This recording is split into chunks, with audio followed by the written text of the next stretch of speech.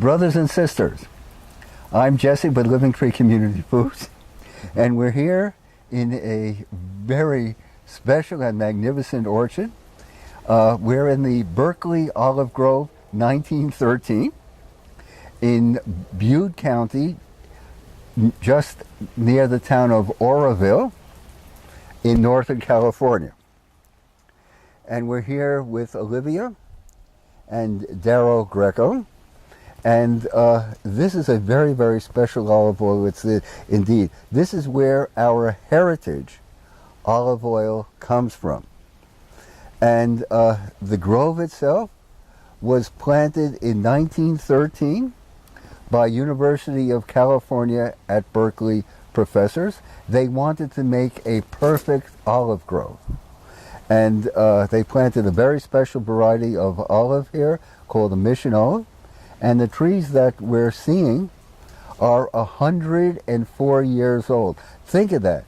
A tree that's still fruiting and fruiting bountifully after 104 years. Your average almond tree or your average apple tree fruits for about 20-25 years, and after that it has to be pulled out and replanted. But these olive trees are still growing strong, still fruiting year after year, 104 years. So I'm going to turn things over to Darro and Olivia and let them tell you about their wonderful venture.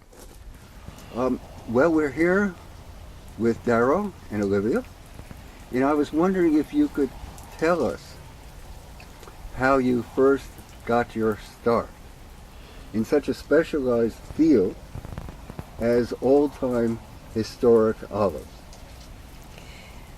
When we bought this property, we did not know we would turn into farmers or be making extraordinary olive oil. The grove changed us. We became farmers right after moving here. Mm-hmm. And making olive oil and learning about the different qualities of olive oil led us to medicinal quality once we started doing research. This grove began by state-of-the-art practices and techniques known back in 1912, 1913. The professors called it their 1,000-year project. Mm. These are very long-lived trees, actually shrub, we call them trees, planted in this soil with this spacing, this alignment, this climate, could easily be producing at 1,000 to 3,000 years. It's one of the 5 Mediterranean climate belts around the planet. Mm-hmm. This is perfect here. We've got volcanic ash, we've got good drainage. A lot of the area is 80% stone, good drainage. Mm-hmm. So it's perfect. So we've been sending our olive oil off to Greek food scientists, mm-hmm. which Darro's going to talk about that a little bit more mm-hmm. in just a couple of minutes here. Mm-hmm. But the professors heard about research that had occurred starting in 1897 mm-hmm. and then published and responded to by Congress in 1903. They made their decision to plant an olive grove as their retirement investment. Mm-hmm. And they did very well. Mm-hmm. They planted for oil, mm-hmm. but they switched to curing olives because the research about fraud that goes on in the olive oil industry was in the forefront of the public, and then not so much, just like now. Just mm-hmm. like now. Mm-hmm. It's an education piece, which is what we're doing. Mm-hmm. Darro and I have a nonprofit with a mission to educate about traditional and sustainable agriculture, mm-hmm. health benefits to the soil mm-hmm. for specific practices, mm-hmm. and health benefits to the public mm-hmm. for specific ways of milling and mm-hmm. harvesting. Mm-hmm. So after we become conserved, which will occur before the end of the year, this whole entire grove will be placed in the nonprofit to be going toward that mission. How magnificent. Yes. What a tremendous gift to yes. every American. Well, the grove spoke to us. Mm-hmm. I think the grove waited to find Darro. And Darro knows, he's a data gatherer mm-hmm. on research. So he can talk about the health benefits. Okay. All right. So there are various varieties of olive. This happens to be the heirloom olive on the West Coast. This is the variety that the missionaries brought over when they established the missions along the El Camino Real.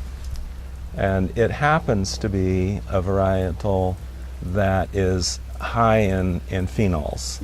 And the various values of olive oil and olive products are, one is there are E vitamins, and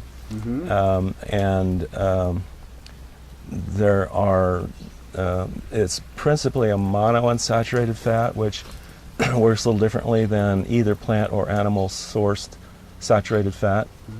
But the main thing is that it has phenols, and phenols are both oil and water soluble, but they're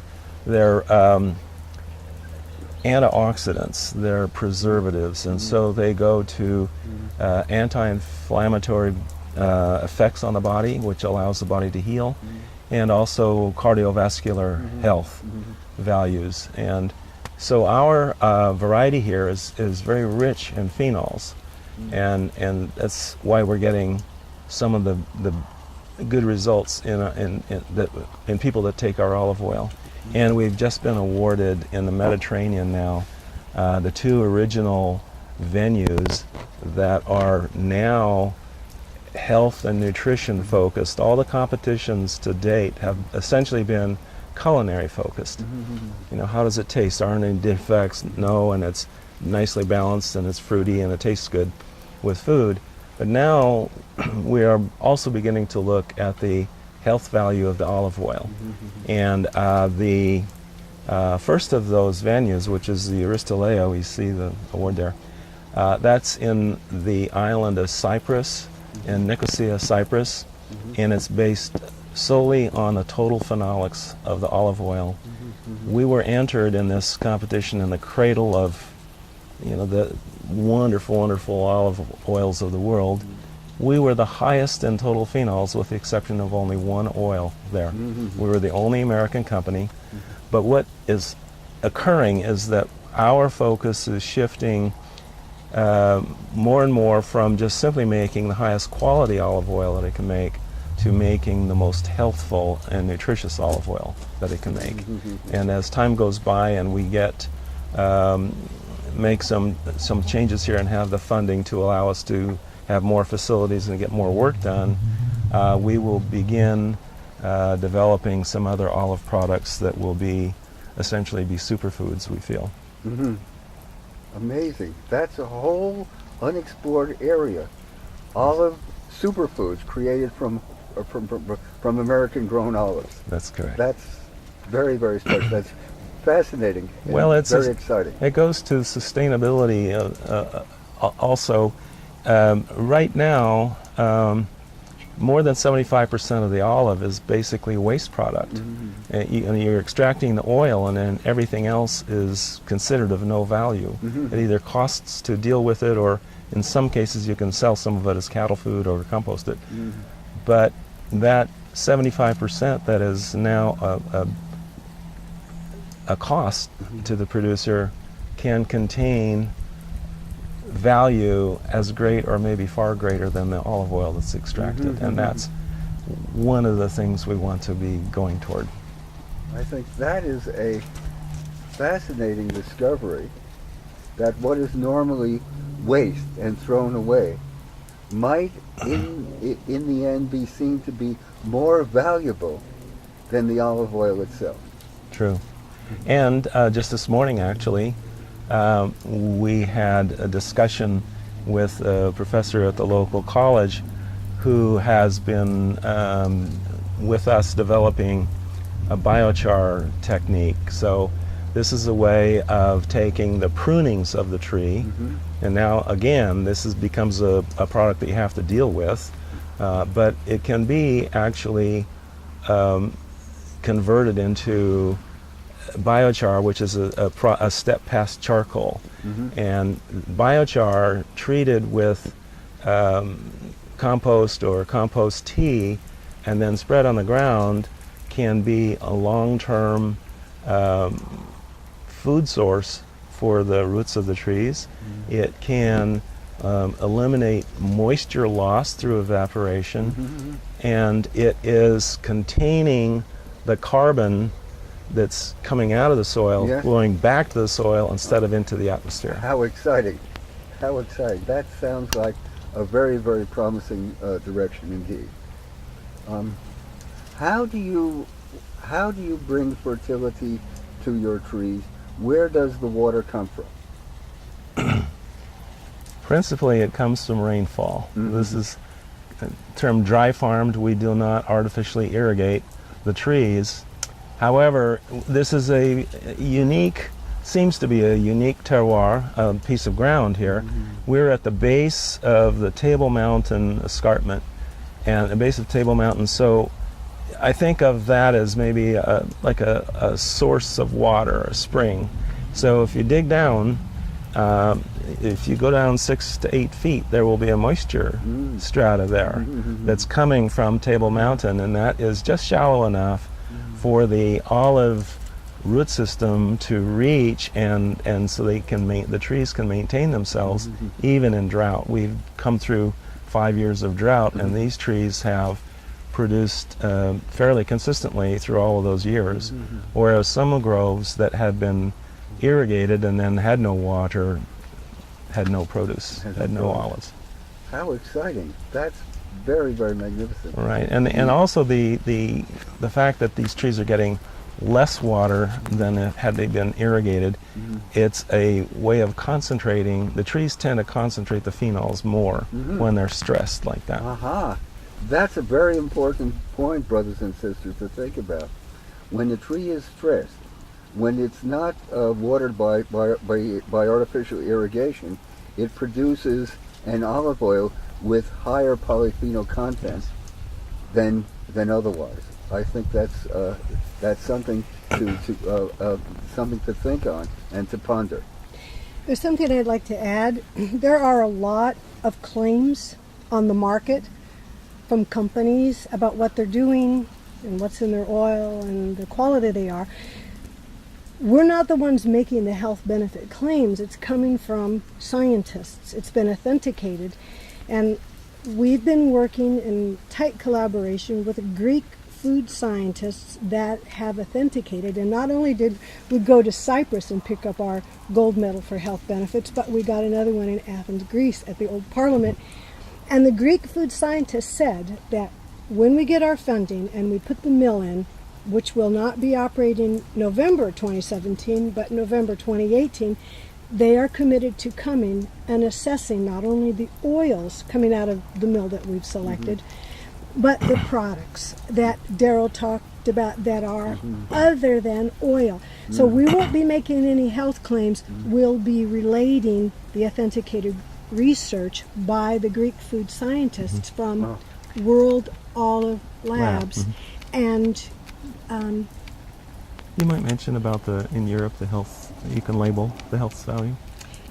Right again, in the EU, if you have certain very high standards met for specific phenols, polyphenols is what's assessed, poly meaning many, so which phenols you have is important for health claims. There are a couple of very big ones, as Darryl talked about. Reducing inflammation and supporting cardiovascular are the two big things that the EU looks at. Their high standards having been met, now they allow producers to put that on their label as medicinal. We're hoping that the FDA in this country follows suit. We're thinking that's likely.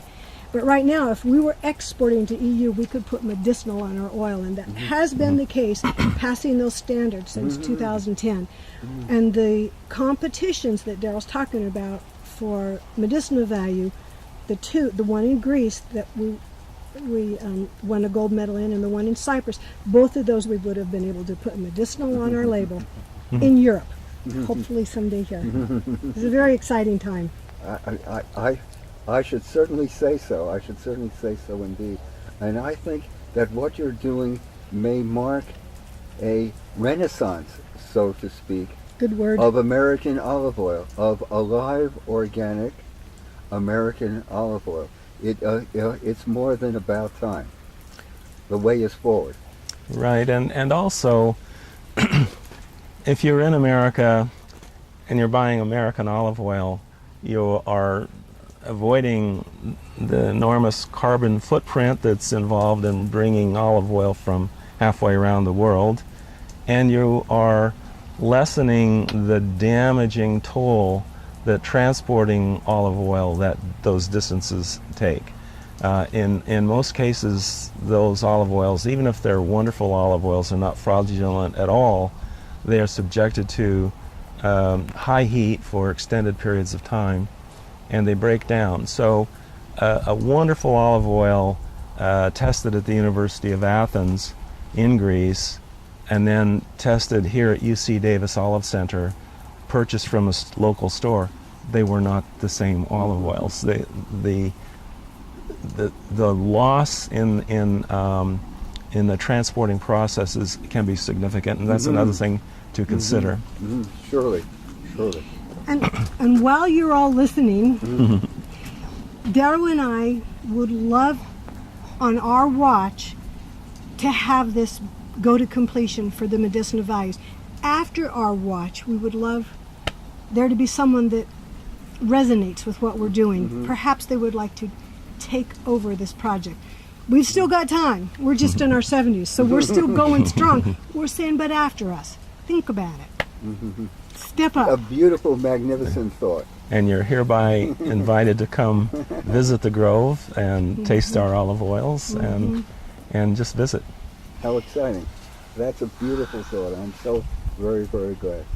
So, what do you see as the way forward, Darro? You had mentioned about setting up here in the Grove your very own olive oil press. So to actually make the olive oil right here amongst the trees, I think that's very exciting.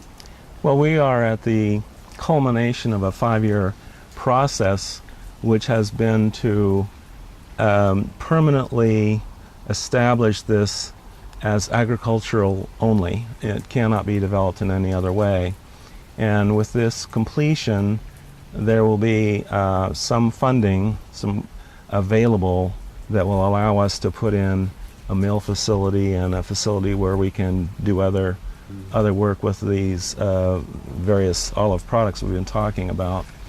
And then for the first time we will be able to discover more and more about the Grove, because we will have the facilities right here, and we'll also have a very special, like a lab facility that will allow us to make very, very small samples and be able to discover much more where we want to get, when we want to get the oil, or what the specific benefits of the oil from those trees are versus from those trees and so forth.